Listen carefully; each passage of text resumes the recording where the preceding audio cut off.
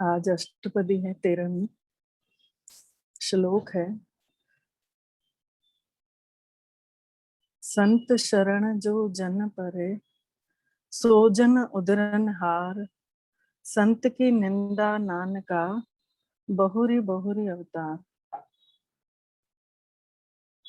संतों की शरण में जो इंसान आ जाते हैं वे माया के बंधनों से बच जाते हैं, उद्धार हो जाता है। उद्धरणहार उनका उद्धार हो जाता है। संत की निंदा नानका, बहुरी बहुरी अवतार। जो संतों की निंदा करता है, ऐ नानक, उनको बार बार जन्म मरण के चक्कर में आना ही पड़ता है। आज इस वाली अष्टपदी में संतों की निंदा के बारे में बताया गया है। अष्टपदी है, संत के दुखन आर्जा घटे। अर्थात जो संतों को दुखी करते हैं, उनकी निंदा करते हैं, उनकी उम्र कम हो जाती है। संत के दुखन जमते नहीं छूटे। संतों को दुखाने वाले काल के पंजे से छूट नहीं सकते। संत के दुखन सुख सब जाई। संतों को दुखी करने वालों के सुख ही सारे खत्म हो जाते हैं। संत के दुखन नरक मह पाई। संतों को दुखी करने वाले नरक में पड़े रहते हैं। संत के दुखन मत होए मलिन।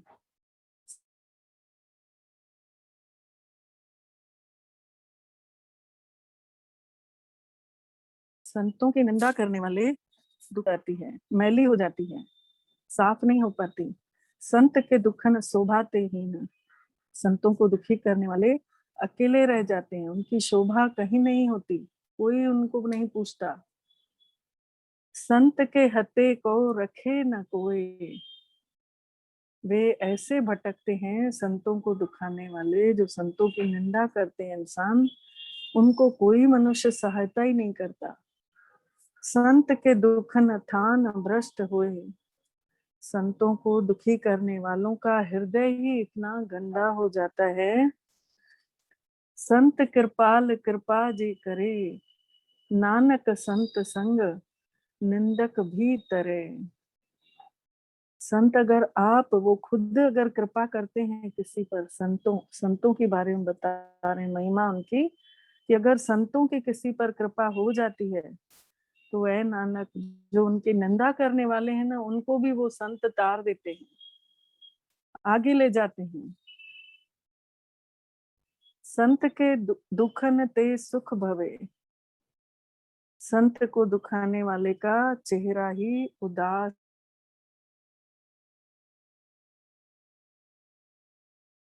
हो जाता है। निंदा करने वाले का कि निंदा करता है तो वो सामने अगर इंसान पड़ जाएगा ना, तो उसके चेहरे पे वो खुशी नहीं रहती, क्योंकि वो उसके बारे में बोल चुका है।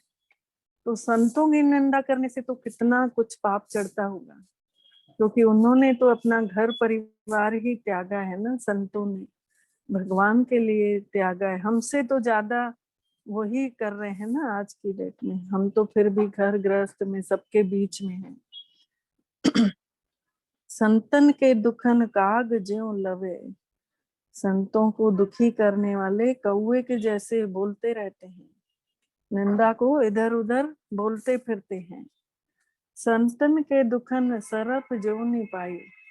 संतों को दुखी करने वाले सर्प योनि में भटकते हैं। सर्प योनि अर्थात रेंगने वाले इंसान। देखा होगा आपने, कईयों की टांगे नहीं होती हैं, कईयों को कुछ नहीं होता है, किसी के सहारे चलते हैं, और हमेशा वचन ऐसे निकालेंगे डसने वाले, जैसे सांप डसता है। तो मनुष्य मनुष्य योनि में ही, कोई कुत्ता बिल्ली गाय घोड़ा नहीं बनता, लेकिन मनुष्य मनुष्य योनि में ही बहुत दुख भोगता है। उस तरीके के दुख, जैसे गधे का जीवन, तो आज कुली हैं, बोझा ढो रहे हैं ना गधे के जैसे। ठेले वाले, रिक्शे वाले कितना बोझा ढोते हैं, और ऐसे ही है जूठन खाना, दर दर का भिखारी, कुत्ते का जीवन हुआ ना, दर दर बेचारे भटकते रहते हैं। तो सर्प योनि भी ऐसा ही उदाहरण है कि सर्प के जैसे वो रेंगने वाले हो जाते हैं, उनको टांगे नहीं होंगी, कुछ ऐसी पीड़ा हो जाएगी।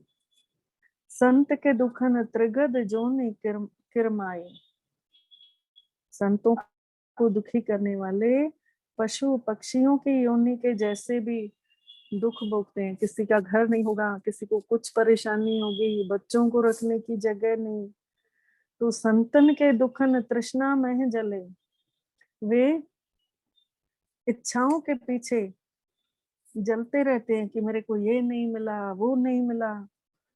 संतन के दुखन सत्य सबको छले, संतों को दुखी करने वाले खुद को तो धोखा देते ही हैं और बाकियों को भी धोखा देने का उनका स्वभाव बन जाता है। संत के दुखन तेज सब जाए, संतों को दुखी करने वाले की सारी महिमा प्रताप जो उसने कीर्ति फैलाई, कुछ अच्छे कर्म करके वो सब नष्ट हो जाता है। संत के दुखन नीच नीचाई, संतों के दुखन नीच नीचाई अर्थात संतों को दुखी करने वाला महानीच कहलाता है। संत दुखी का ठाव को नाही, संतों को दुखी करने वाले का कोई उसको आसरा ही नजर नहीं आता, इतना भटकता है बाद में। नानक संत भावेता वे भी गति पाई, ऐ नानक अगर संत चाहे ना तो ऐसे इंसान को भी सदगति दिला सकता है। इतनी संतों की महिमा है भारत देश में। संत का निंदक महा अतताई, संतों का निंदक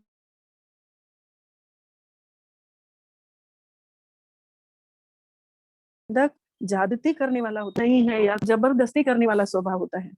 संत का निंदक खिन टिकन न पाई, संतों की निंदा करने वाले को कहीं आराम नहीं मिल सकता।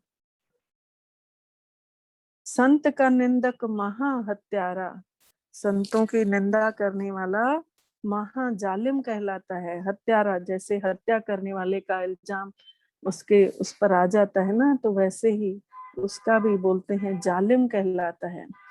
संत का निंदक परमेश्वर मारा, अर्थात संतों की निंदा करने वाला ऐसा भटकता रहता है, परमात्मा द्वारा उसे सजाएं मिलती हैं। संत का निंदक राजतहीन, संतों की निंदा करने वाला सुखों से दूर हो जाता है। राज माने राजाई उसकी खत्म हो जाती है।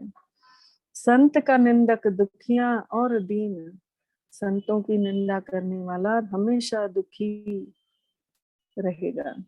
संत के निंदक को सरब रोग, संतों की निंदा करने वाले को का शरीर भी रोगी हो जाता है। संत का निंदक को सदा विजोग, संतों की निंदा करने वाले का योग नहीं लग सकता परमात्मा पिता से, क्योंकि संतों के ऊपर जिसने निंदा की संतों की, तो परमात्मा पिता उसके ऊपर कैसे रहमत करेगा। तो सदा वियोग, वो हमेशा ही अपने दुखों में ही दुखी फिरता रहेगा, उसका योग लगेगा नहीं। योग अर्थात आत्मा का परमात्मा से मिलन नहीं हो पाता, बिछड़ी हुई रहती है।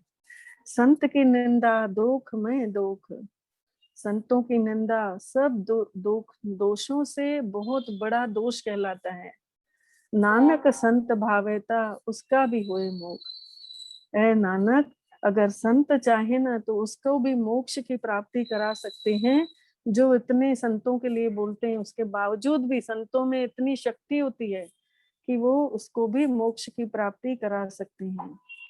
संत का दुखी सदा पवित्र, संतों के निंदा करने वाला संतों का दोषी का मन हमेशा मैला होता है, कभी साफ नहीं हो पाता, क्योंकि उसके कर्म ही ऐसे चल रहे हैं।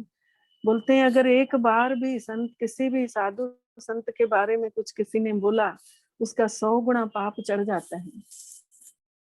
संत का दोखी किससे का नहीं मित्र, संतों का दुखी संतों का दोषी जो रहता है किसी के साथ उसकी नहीं बन पाती है, किसी का मित्र नहीं बन पाता है।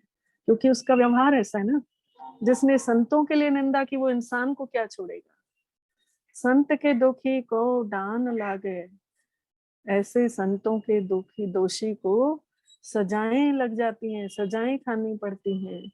संत के दुखी को सब त्यागे, संतों के दोषी को सब छोड़ देते हैं, वो अकेला रह जाता है।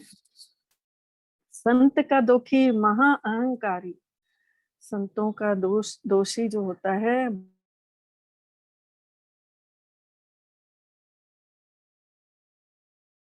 बहुत अहंकारी स्वभाव वाला दोषी हमेशा विकारों में ही गिरा पड़ा रहता है, उसके विकार खत्म ही नहीं होते, क्योंकि आत्मा हमेशा मैली रहती है, शुद्ध रहती है, तो बुराइयां छूटती ही नहीं है। संत का दुखी जन्मे मरे, संत का दोषी बार बार जन्म लेगा, मृत्यु को पाएगा, फिर जन्म लेगा, मृत्यु को पाएगा। संत की दुखना सुखते टरे, संतों के दुखाए हुए इंसान के सुख जो है खत्म हो जाते हैं, दुखों में जाके पड़ जाता है, सुखों की कमाई खत्म हो जाती है। एक दो दोस्त थे, एक बहुत पिक्चरें वगैरह देखता था और दूसरा दोस्त सत्संग जाता था। तो जो पिक्चरें देखता था उसको, वो दोनों एक साथ रहते थे शहर में, दोनों का घर गांव में था, लेकिन ये लोग दोनों एक दूसरे को खींचते थे। वो सत्संगी चाहता था कि मेरे साथ ये सत्संग में चले, और जो वो चाहता था, जो विलासी जीवन जी रहा था, वो चाहता था कि ये मेरे साथ पिक्चर चले। एक दिन वो बोलता है कि आज ना हमारे उधर से डेरे से ना बहुत बड़े संत महात्मा आए हैं, उनका सत्संग सुनोगे ना तो बहुत अच्छा लगेगा, आज के दिन बस चलो, आज रात को सत्संग है, सुबह तक चलेगा। तो वो बोलता है कि आज तो इतना अच्छा माल आया है, वैश्यावृत्ति करता था रात को, बोलता है आज इतना अच्छा माल आया है, तुम मेरे साथ चलो, तुम माला माल हो जाओगे, वैसे भी तुमको मिला क्या है, सत्संग सुनते सुनते तो तुम्हारी उम्र बीत गई। तो बोलता है कि नहीं, मैं नहीं जाने वाला। आखिर दोनों अपने अपने दिशा में चल पड़ते हैं। तो वो जो वैश्यावृत्ति करने गया था, वो सवेरे 4 बजे लौटता है, तो उसको एक जगमगाता हुआ पत्थर मिलता है रास्ते में, उस पत्थर को उठाता है, उछालते उछालते आ जाता है घर।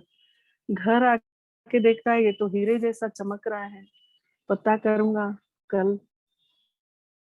और दूसरा जब लौटता है तो कांटों की झाड़ियों में गिर जाता है, जो सत्संग सुन के लौट रहा है, तो झाड़ियों से उसको इतनी खरोचें आती हैं, पूरा लहूलुहान हो जाता है। और लहूलुहान होते होते वो अपने घर पहुंचता है, आकर के उसको बोलता है मेरा शरीर थोड़ा सा पोछो, मेरे को बहुत चोटें लगी हैं। और वो उसको सफाई करता है, उसके बाद उसको बोलता है देखा तेरे को सत्संग से क्या मिला, जीवन भर तो तुमने दुख सहे हैं, अभी भी तेरे को सत्संग से यही मिला ना।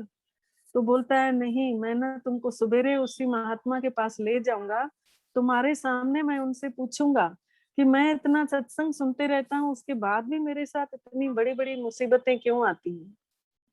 तो सवेरे उठते ही दोनों जन जाते हैं उसी महात्मा के पास और जाके बोलते हैं कि ऐसा ऐसा हम लोग का है स्वभाव, ये इतना ये ऐसा करता है, मैं ऐसा करता हूँ, उसके बाद भी ऐसा क्यों। तो उसने बताया, उनके महात्मा ने, कि इसकी जो कमाई थी पूर्व जन्मों की, वो इसने खा खा के खत्म कर दी। जो वैश्यावृत्ति करता था इसने खत्म कर दी, इसको तो जीवन भर राजपाट मिला हुआ था, इसका राजा ही सुख था, पूर्व जन्मों के बहुत अच्छे कर्म थे, लेकिन इसने अपना खत्म करके एक हीरे तक आके बच गया, ये भी इसका खत्म हो जाएगा। और तुमने जो पूर्व जन्मों की कमाई थी, तुम्हारी उतने अच्छे कर्म नहीं थे, लेकिन तुमने अभी अपने सत्संग सुन सुन के बहुत अच्छे कर्म बना लिए हैं। रात को तुम जहाँ गिरे हो वहां तुम्हारी मौत लिखी हुई थी, तो तुम्हारी मौत कट के केवल तुमको कांटे लगे हैं बस। तो तुम्हारे जो दुख है ना टल गए, और अब सुख के दिन है तुम्हारे, तुम्हारी कमाई हो चुकी है। तो बोलते हैं ना सुखमनी साहब के पाठ में कि पूरब लिखे का लहना पाइए। तो संतों की निंदा करने वाला, उसके सुख टर के दुखों में बदल जाते हैं, और संतों की सेवा करने वाले के दुख टल के सुखों में आ जाते हैं। संत के दुखी को नाही ठाव, संतों के दुखी, संतों की निंदा करने वाले को कोई सहारा नहीं मिल पाता, रहने का जगह। नानक संत भावेता लय मिलाए। है नानक, अगर संत चाहे ना तो ऐसे इंसान को भी परमात्मा से मिला सकते हैं, उनमें इतनी शक्ति होती है। संत का दुखी अध बीच पे टूटे, संतों की दोषी को चढ़ नहीं पाता, आधे रास्ते में ही उसका कहीं ना कहीं ऐसा हो जाता है, उसको कोई कर्म में सफलता नहीं मिल पाती। संत का दुखी कितने काज न पहुंचे, उसका कोई काम नहीं बन पाता है, चाहे विनाशी चाहे अविनाशी। संत के दुखी को उद्यान भ्रमाइए, अर्थात संत का दोषी जंगलों में भटकता है। उद्यान माने जंगल होता है, भ्रमाइए माने भटकना, भ्रमण करते रहता है। संत का दुखी उजड़ पाइए, संत का दुखी को कोई अच्छा रास्ता बताने वाला ही नहीं मिलता है। संत का दुखी अंतर ते थोथा, मतलब संत का दोषी अंदर से खाली हो जाता है। जो बोलते हैं ना, थोथा चना बाजेगा ना, जो खाली होगा बहुत बचता है, बहुत बोलता है, और जो भरा होगा ईश्वर के प्यार से वो तो शांत रहता है। बोलते हैं ना, भरा हुआ टीना आवाज नहीं करता, खाली टीना बजता है। तो संत का दुखी अंतर ते थोथा, संत का दोषी अंदर से खाली हो जाता है, उसको बार बार रोना आएगा, चिड़चिड़ापन रहेगा। जियो सांस बिना मृतक की लोथा, जैसे प्राणों के बिना मुर्दा उसकी लाश, ऐसे संतों के दोषी की स्थिति हो जाती है। संत के दुखी की जड़ किछु नहीं, संत के दोषी की कोई कमाई, पक्की कमाई नहीं जमा हो पाती है। आपन बीज आपे ही खाए, अपनी उसने निंदा कर करके अपने ही कर्मों को भोग रहा है। संत के दुखी को अवर न राखण हार, संत के दोषी को कोई बचा नहीं सकता। नानक संत भावे तालय उबार, ऐ नानक, संत अगर चाहे तो ऐसे इंसान को भी उबार सकते हैं, ऐसे इंसान को भी पार करा सकते हैं। संत का दुखी यो बिल लाहे, संत का दोषी ऐसे तड़पता है, जियो जल बिना मछली तड़फड़ाए, जैसे जल के बिना मछली तड़पती है। संत का दुखी भूखा नहीं राजे, संत के दुखी की भूख जो है शांत नहीं होती। कौन सी भूख? इच्छाओं की भूख। जियो पावक ईंधन नहीं धापे, जैसे उसकी इच्छाएं ऐसे बढ़ती जाती हैं, जैसे आग में ईंधन डाला जाए तो वो और बढ़ती है ना, वैसे ही संत का दुखी छूटे अकेला, संत का दुखी अकेला पड़े रहता है, छूट जाता है संसार से। जियो बुढ़ाओ त्यों खेत माहे दुहेला, जैसे जला हुआ खेत होता है ना, उसमें कुछ भी नहीं उगा सकते, फिर उसमें मेहनत करनी पड़ती है, वैसे ही वो अकेला दुखी पड़ा रहता है। संत का दुखी धर्म ते रहत, संतों का दोषी जो होता है वो धारणा नहीं कर पाता, अपने को आत्मा समझ ही नहीं पाता, आत्मिक स्मृति उसकी हो ही नहीं पाती है। संत का दोषी सद मिथ्या कहत, संत का दोषी हमेशा झूठ भी बोलता है। किरत निंदक का धूर ही पाया, किए हुए कर्मों का जब से उसने निंदा की शुरू से लेकर, उसको तो उसका फल मिलता ही है।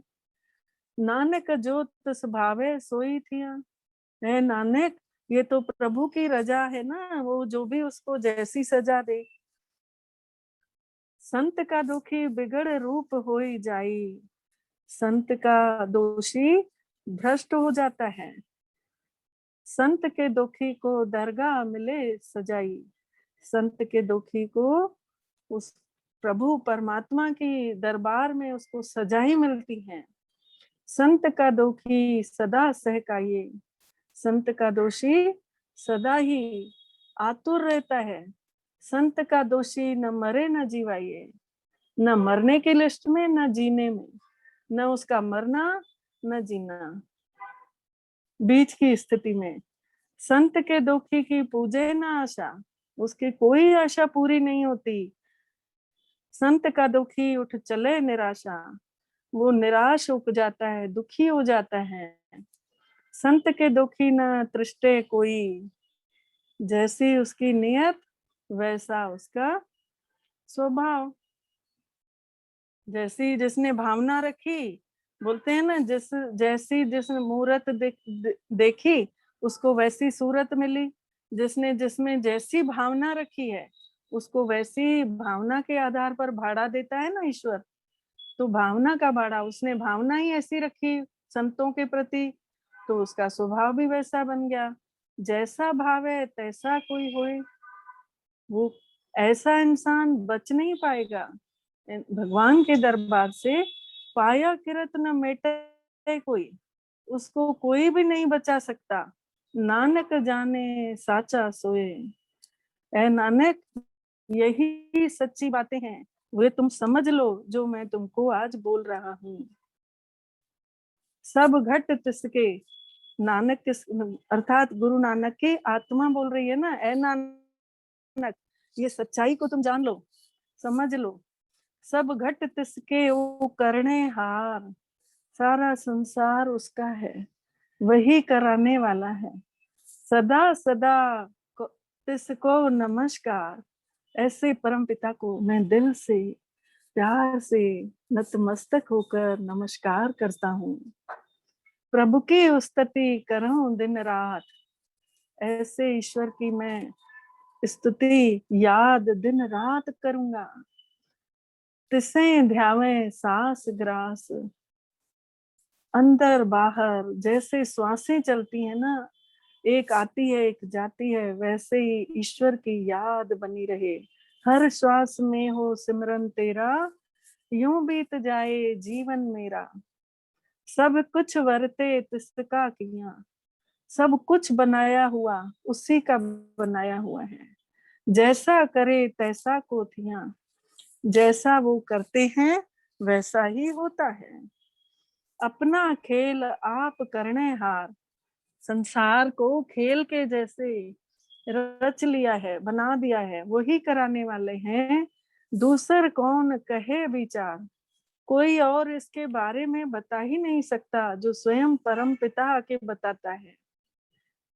इसीलिए लिखा है ना, पिता का जन्म की जाने पुत्र, पुत्र कैसे जानेगा मेरे पिता का जन्म कहाँ हुआ है।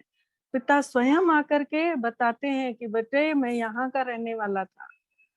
तो दूसर कौन कहे विचार, दूसरा कोई नहीं बता सकता।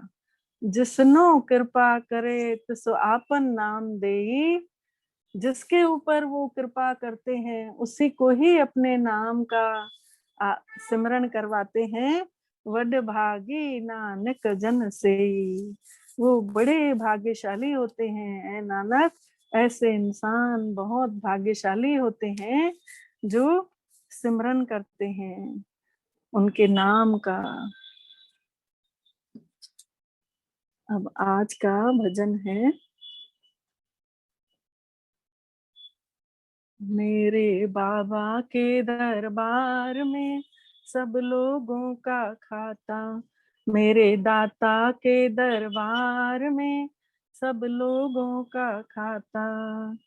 जो कोई जैसी करनी करता वैसा ही फल पाता, जो कोई जैसी करनी करता वैसा ही फल पाता। मेरे दाता के दरबार में सब लोगों का खाता।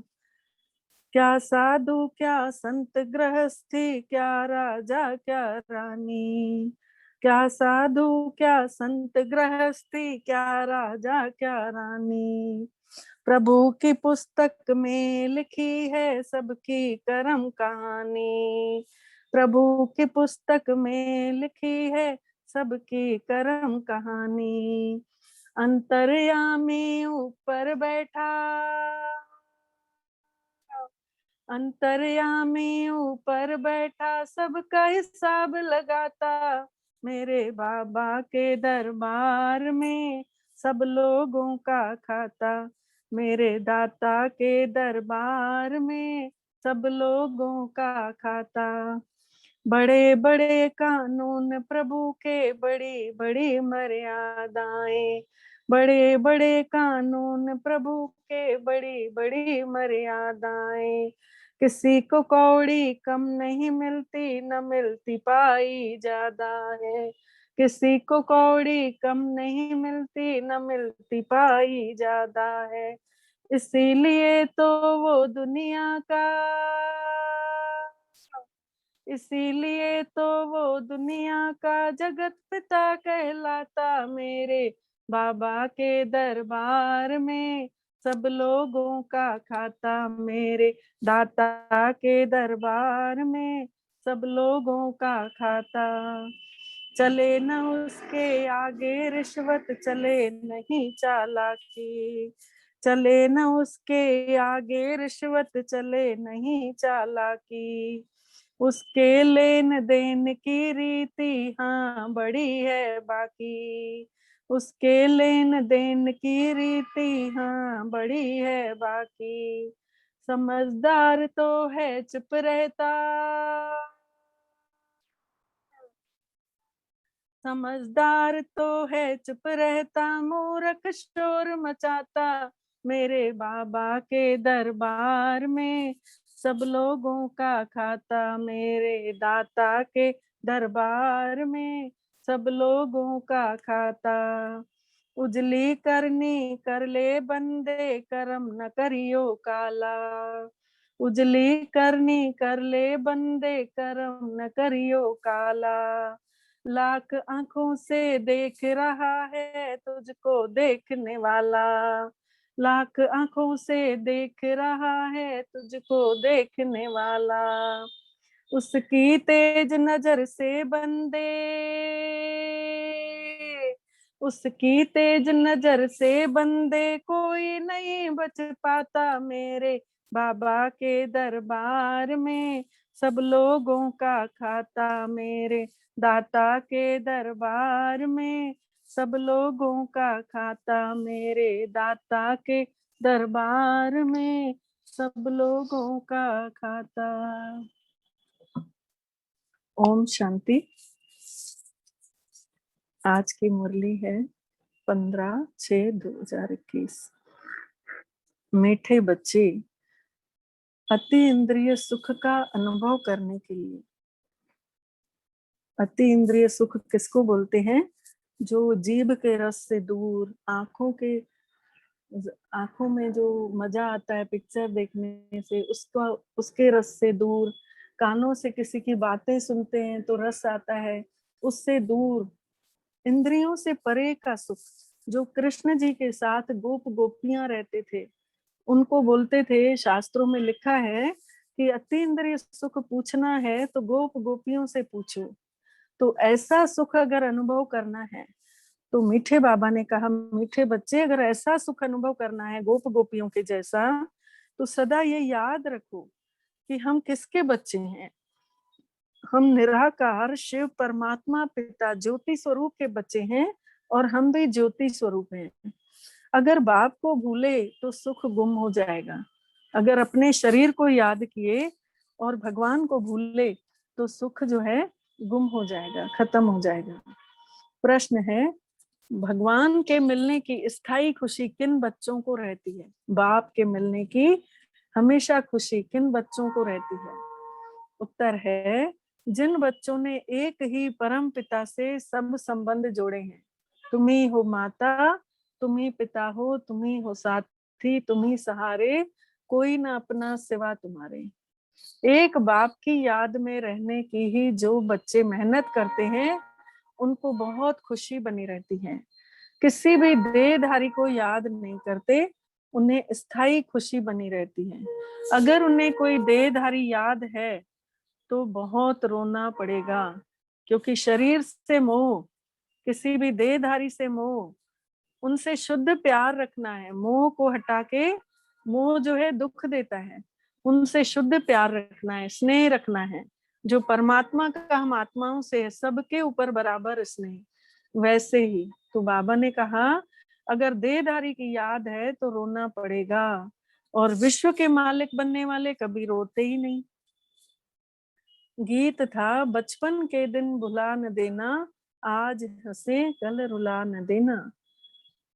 ऐसे बच्चे जिनको भगवान का अनुभव हुआ जिस दिन अनुभव हुआ कि ये मेरा मीठा बाबा है, और धीरे धीरे उसको अंदर खुशी मिलने लग गई, तो वो समय बाबा बोल रहे हैं वो भूल नहीं जाना, वो ईश्वरीय बचपन है।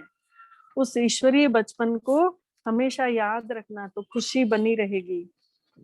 फिर है, अच्छा मीठे मीठे सिकी लधे बच्चों प्रति मात पिता बाप दादा का याद प्यार और गुड मॉर्निंग।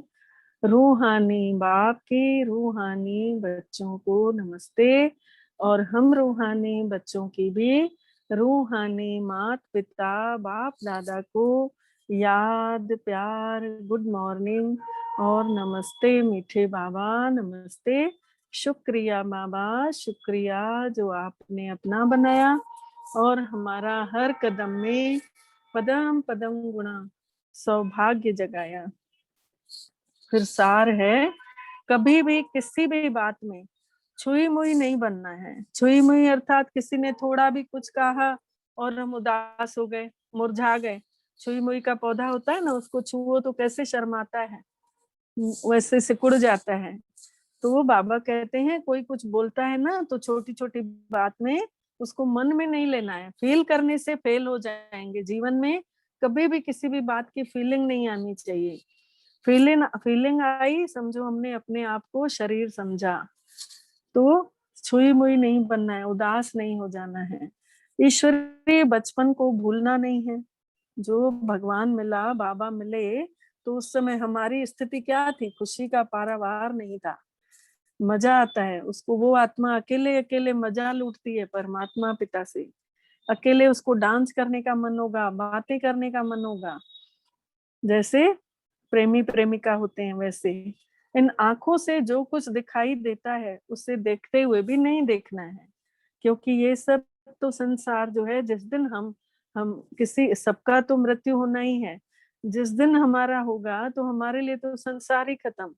तो पहले से ही हम जब उनको आत्मा देखेंगे ना, इंसानों को, तो हमारी सच्ची कमाई जमा होगी और हमें भी सुख मिलेगा और उनको भी सुख मिलेगा। दूसरा है, एक बाप की याद में ही कमाई है। बाबा की याद में ही कमाई जमा होती है।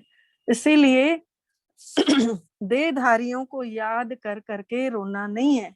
आज बाबा ने अमृत वेले चक्कर लगाया होगा, देखा होगा कि ऐसे ऐसे बच्चे रो रहे हैं अपने अपने संबंधियों को याद कर करके। इसीलिए बाबा ने ऐसी आज मुरली चलाई है कि रोना नहीं है। बाबा और उसके ज्ञान को याद कर मस्त रहना है। बादशाही लेनी है। बादशाही किसकी? इस कर्मेंद्रियों के राजा बन जाएं, बादशाह बन जाएं और अपनी कर्मेंद्रियों को आदर प्रमाण चलाएं। वरदान है, नॉलेज की लाइट और माइट द्वारा, अर्थात ज्ञान से इंसान हल्का हो जाता है। जब उसको ज्ञान मिलता है ना, बोलते हैं जल से पतला ज्ञान है और पाप भूमि से भारी, क्रोध अगन से तेज है और कलंक काजल से कारी। कलंक काजल से भी काला कहलाता है, क्रोध अग्नि से भी तेज है, और ज्ञान जो है इतना सूक्ष्म है। अगर किसी को अंदर एक पॉइंट भी रोज बैठ रहा है तो समझो उसका जीवन एक दिन बहुत अच्छे से पार हो रहा है संसार से। तो जल से पतला ज्ञान है और पाप भूमि से भारी है। तो ज्ञान के प्रकाश के द्वारा शक्तियों को लेते हुए, भगवान से शक्तियों को लेते हुए, अपने कमजोर संस्कारों को समाप्त करने वाले शक्ति संपन्न भव। मतलब हमारी जो आदतें हैं जो दूसरों को दुख देती हैं, वो हमारी आदतें निकलती जाएंगी परमात्मा के प्रकाश से, उनकी शक्तियों से। तो हम अभी मेडिटेशन भी करेंगे इसके बाद। ज्ञान की शक्ति के द्वारा अपने कमजोर संस्कारों का तो पता चल जाता है कि मेरे में ये आदत बुरी है, और जब उस बात का पता चल जाता है तो वो थोड़े दिन के लिए वो संस्कार दब जाते हैं, वो आदतें थोड़े दिन के लिए भले खत्म हो जाएंगी, लेकिन उनको पूरी तरह से समाप्त करने के लिए हमको भगवान की शक्ति की बहुत जरूरत है। तो एक्स्ट्रा फोर्स हमें कहाँ से भरेंगे? भगवान हमें एक्स्ट्रा फोर्स, एक्स्ट्रा ताकत भरते हैं। इसके लिए कहते हैं मास्टर सर्वशक्तिवान बनो। परमात्मा पिता है सर्वशक्तिवान, तो उसका बेटा मास्टर सर्वशक्तिवान। परमात्मा है शांति का सागर, तो उसका बेटा मास्टर शांति का सागर। तो कह रहे हैं मास्टर सर्वशक्तिवान बनो, और साथ साथ अपनी चेकिंग भी करो कि ज्ञान के द्वारा हमने स्वयं में शक्ति भरी, ज्ञान के द्वारा हमने मनन किया, शक्ति संपन्न बने। इतना मनन कर कर के ज्ञान का स्लोगन है, जहां सब प्राप्तियां होती हैं वहां प्रसन्नता रहती है। जहां सब कुछ मिल जाए वहां खुशी बनी रहती है ना। भगवान मिला और क्या चाहिए, बोलते हैं ना। तो जब ये बातें आती है ना कि फलाने ने ऐसा क्यों किया, इसको ऐसा नहीं करना चाहिए, मैं तो इसके साथ हमेशा ही अच्छा चला हूँ, तो ये सब क्वेश्चन आना मतलब प्रश्न चित्त बन जाना, मतलब प्रसन्नता खत्म। क्वेश्चन मार्क टेढ़ा होता है तो टेढ़ा बनाते जाता है ना। और जहां हमने उन बातों को फुल स्टॉप लगाया कि वो जाने ना जिसका जिसने इस रचा है ड्रामे को, तो फुल स्टॉप, तो समझिए हमें अंदर ज्ञान बैठा है। तो चलते हैं, अब मेडिटेशन करते हैं 5-10 मिनट, बस ज्यादा समय नहीं लूंगी। ओम शांति।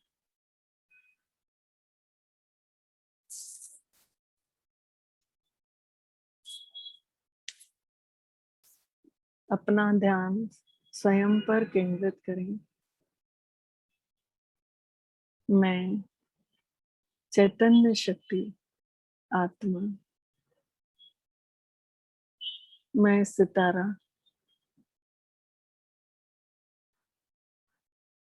मुझ सितारे में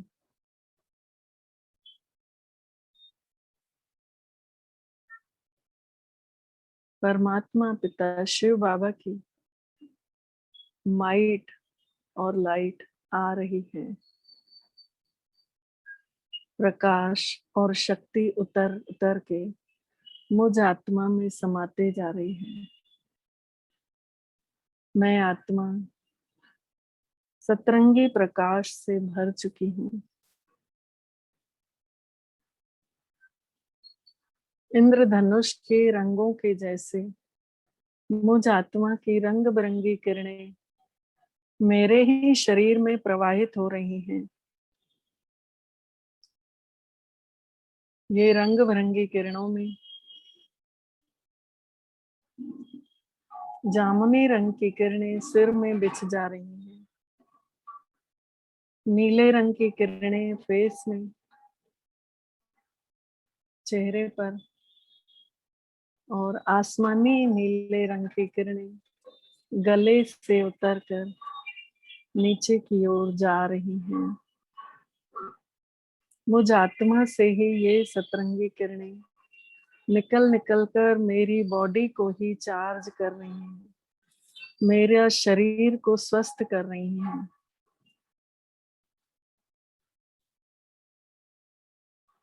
हरे रंग की किरणें निकल निकल कर मेरे ही हार्ट में बिछ रही हैं।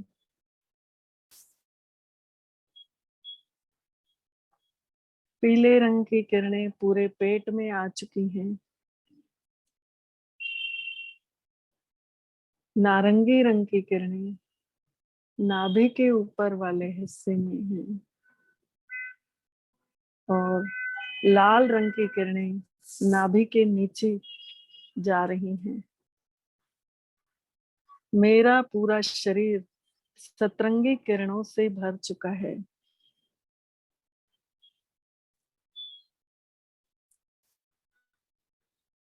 अब हम सब अपने ही शरीर को सतरंगी लाइट से भरा हुआ अनुभव करते हैं। संपूर्ण स्वस्थ,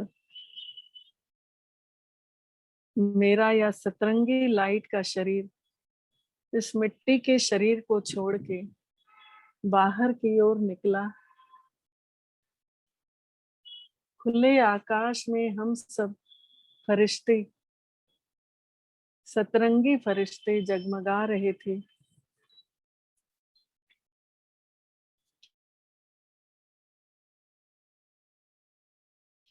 और जगमगाते जगमगाते सभी फरिश्ते उड़ते चले ऊपर की ओर, सूक्ष्म वतन की ओर, चांद तारों की दुनिया से दूर, अंतरिक्ष से भी पार, सूक्ष्म वतन में पहुंचे, जहां ब्रह्मा बाबा के साथ शिव बाबा बैठे हैं। उनकी मस्तक में शिव बाबा जगमगा रहे हैं। हम सब फरिश्तों ने ब्रह्मा बाबा को घेरा। ब्रह्मा बाबा ने कहा, साथ साथ शिव बाबा भी थे। शिव बाबा ने कहा, बच्चों, आज तो रंग बिरंगा बगीचा आया है। मेरा रूहानी बगीचा मेरे पास आया है।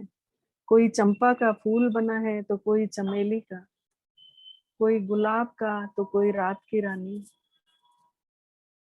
हर प्रकार के फूल जब गुलदस्ते में रहते हैं तो गुलदस्ता शोभावान हो जाता है। वैसे ही तुम मेरे सब रूहानी बच्चों, किसी ने प्रेम को भरा हुआ है साथ में, किसी ने शांति को लिया हुआ है, किसी कोई आनंद बिखेर रहा है तो कोई प्यार बिखेर रहा है। मेरे रूहानी बच्चों, आओ और हम सब से बाबा गले मिले। शिव बाबा हम सब से गले मिलते हैं ब्रह्मा बाबा के द्वारा। धीरे धीरे हम सब के आगे आकर उन्होंने अपने हाथ से हमारे सिर पर हाथ रखा और आशीर्वाद दिया। अपनी सारी शक्तियां हमारे शरीर में प्रवाहित की। हमारा लाइट का शरीर तेजोमय प्रकाश से भर गया। ऐसा प्रकाश पूरे शरीर में फैलने लगा। फिर बाबा ने हम सबको एक एक करके तिलक लगाया। बच्चे, माया से हारना नहीं है, माया से जीतना है। तुम बच्चे जीत चुके हो। आज से तुम विजयी रतन हो। और ऐसा तिलक शिव बाबा ने स्वयं अपने बच्चों आत्माओं को लगाया। ये गोल्डन कलर का तिलक हम सबकी आत्माएं अपनी रूहानी खुशबू से महक उठी। धीरे धीरे बाबा एक एक के पास गए, सबको ऐसे अपनी शक्तियों को भरा, सिर पर हाथ रखा, सबको तिलक लगाया और सबको उस रूहानी खुशबू का अनुभव कराया और बोले कि बच्चे, अब से तुमसे भी रूहानी खुशबू आती रहेगी। तुम संसार में जहां भी जिस जिस के पास जाओगे, वहां वहां तुम्हें रूहानियत की खुशबू का अनुभव होगा। तुम्हारे द्वारा सेवा होगी।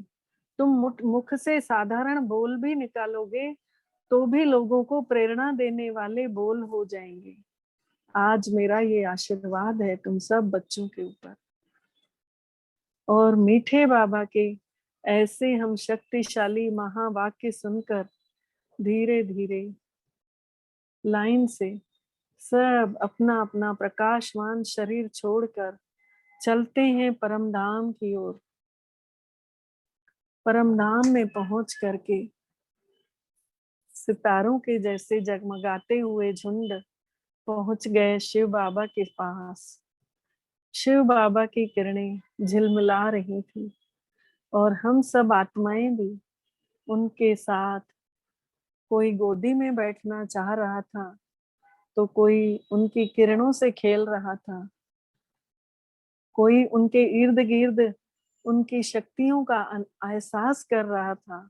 आहा, जैसे शीतल शीतल जल में पैर डल गया हो, जैसे सागर के किनारे लहरों के बीच में पहुंच गए हो। ऐसे मीठे बाबा का शीतल शीतल एहसास, मीठा और प्यारा एहसास, ऐसा प्यार, निस्वार्थ प्यार, शक्तिशाली प्यार।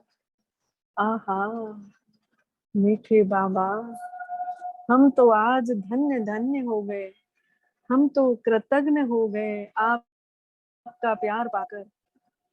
और मीठे बाबा से ऐसा प्यार का अनुभव लेकर हम सब आत्माएं लबालब भर गए भगवान के स्नेह से, और इस प्यार को समेट कर अपने अंदर भरपूर महसूस कर रहे हैं। हमारे अंदर संपूर्णता का एहसास हो रहा है, हम भरपूर हो चुके हैं। हम सब आत्माएं अब बाबा से विदाई लेते हैं। मीठे बाबा, हम सब आपके पास जितनी देर बैठते हैं हमारी खुशी का ठिकाना नहीं रहता। मीठे बाबा, हमें तो नीचे जाने का मन ही नहीं होता। आप ऐसी कृपा कर दीजिए हम सब के ऊपर कि हम नीचे भी इस अनुभव में खोए रहे। हमारे ऊपर आपकी ये रहमत हमेशा बनी रहे। और बाबा के से हम सब ने ऐसी बातें बोली, बाबा खुशी से उनकी किरणें झिलमिलाने लगी, मानो कि उन्होंने आशीर्वाद दिया हो। और हम सब विदाई लेकर धीरे धीरे जगमगाते हुए सितारे लौट रहे हैं नीचे की दुनिया की ओर, सूक्ष्म वतन में पहुंच रहे हैं। और ब्रह्मा बाबा के समक्ष पहुंचकर हम सब ने अपना अपना सतरंगी लाइट का चोला, फरिश्ता ड्रेस स्वयं की स्वयं धारण कर ली। बाबा की नजर पड़ी और हमारी ड्रेस तैयार। हम सब आत्माएं उस ड्रेस में जाके बैठ गए। बाबा ने तुरंत फिर से दृष्टि दी और कहा, बच्चे, जो ऊपर अनुभव करके आए हो वैसा ही अनुभव दिन भर आप बच्चों को नीचे घर जाके अपने शरीर में जाके करना है। जी बाबा।